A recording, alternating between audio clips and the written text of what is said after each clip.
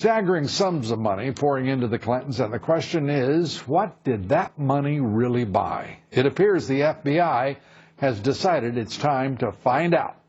My first guest tonight wrote a best-selling book on the subject of the Clintons and their cartel entitled Clinton Cash, and he produced a movie of the same title, his in-depth examination of the Clinton Foundation corruption, also providing an initial roadmap for the FBI and its investigation into the server and the ways of the Clintons. Joining me now, Peter Schweizer. He's president of the Government Accountability Institute.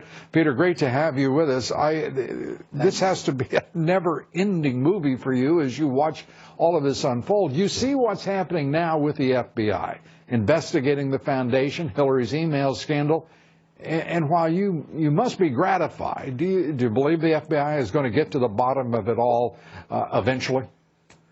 Well, you know, it's pretty remarkable, Lou, that the strategy here is character assassination of the FBI. I mean, they're now saying that these guys have no idea what they're doing. And just remember, you know, it wasn't too long ago that when we had, crimes of shooting of black men in this country, everybody was saying we need to have the FBI do it because it's the one institution we can trust. Now, seemingly, Barack Obama and Hillary Clinton say we can't trust the FBI anymore. They're going to face really hard headwinds, but, you know, my sense is, look, they're going to pursue the evidence where it is. They're going to make their recommendation, and if the Department of Justice continues to roadblock this, I think there's going to be enormous problems, and the American people, I think, are going to be very angry if the FBI is thwarted. Think about what you just said. The Justice Department blocking these investigations. We are watching obstruction of justice by the president's, the Obama Justice Department. It's in plain sight. It is in front of everyone. And there's a level of acceptance to the fact that it's happening. That is mind-boggling and infuriating.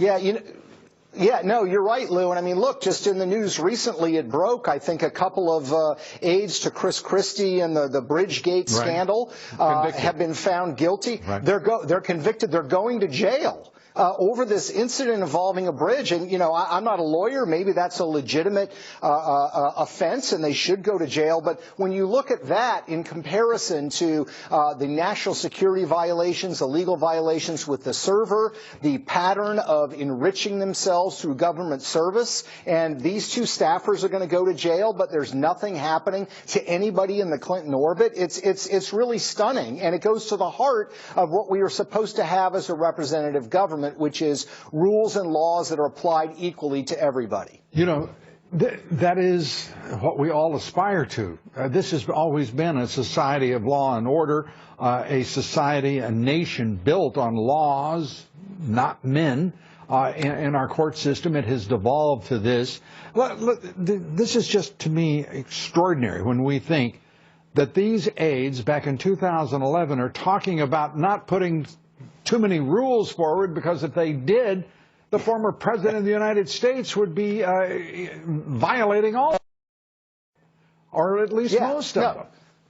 You're right, Lou. I mean, I think most people assume the way that this would be done, and of course the Clintons aren't most people, is if you're setting up a charity, your wife is going into the Senate and then the State Department, and then you've got these private gigs through WJC Incorporated where you're giving speeches, that you set up the rules to begin with. What this email clearly indicates, it's 2011, 2012, they still don't have rules. They're only then, because an outside law firm has come in and said there are serious problems here, it's only then they say maybe we should make some rules, and in the discussion they say, but, you know, not too many rules, because there are conflicts here, and if we have too many rules, it's going to complicate the money-making of Bill Clinton and Hillary Clinton. It's unbelievable, and these Wikileaks cable, they're so important, Lou, because it's not only about these particular instances. It shows us how the political class in Washington functions, operates, self-enriches, and ignores the rules. Yeah, well, you know, thanks to you and the work of others, including Julian Assange and Wikileaks, the Federal Bureau of Investigation, Wall Street Journal, it's terrific reporting. But here's where we are. You wrote about Uranium One. You wrote about the Committee on Foreign Investment in the United States. You wrote about the decision that led to $145 million moving into that cesspool that is the Clinton cartel and the transfer of 20% of our uranium assets to Russia. And you have a candidate, a White House, with the gall to stand up and say, you know, we need to talk about Russia because we think they're supporting maybe the efforts of WikiLeaks and helping and intruding into our election. I have never seen such brazen nonsense and just absolute indifference to reality. And by the way, they're sucking the entire, it seems, liberal national media along with them.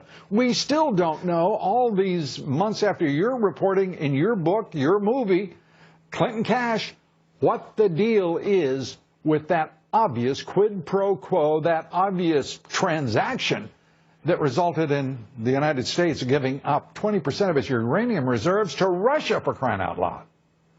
Yeah, and here's the thing, Lou. The Clinton defense is, take our word for it, there's no story here. I don't take their word for it. Said, well, exactly, but that's their only defense. Well, it's not a defense, it's more nonsense emanating from what is an obvious crooked operation.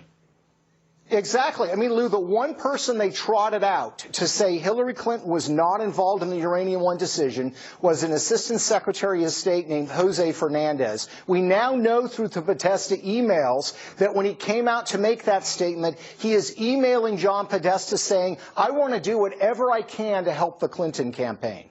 So, I mean, they have nobody that can defend her conduct on this. Well, we have an FBI, and it looks like the FBI has found, if you will, its sand, and it's now in the balls of its feet and pointed straight ahead.